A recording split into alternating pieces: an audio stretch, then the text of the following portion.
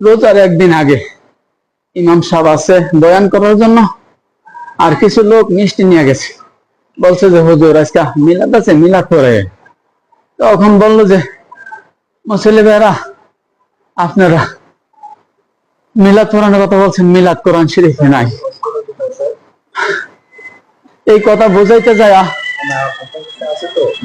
এই কথা উনি বুঝাইতে যায় মুসল্লিকে, এই কথা উনি বুঝাইতে যায় বলছেন অফিসারের কাছে দরখাস্ত না করে পিয়নের কাছে দরখাস্ত করলে কি দরখাস্ত মঞ্জুর হবে? স্যার আপনাদের কাছে প্রশ্ন, অফিসার কি আর পিয়নকে? তখন আমার মাথায় ঢুকলো যে আমার দোহার নবীকে সে পিয়ন বলেছে।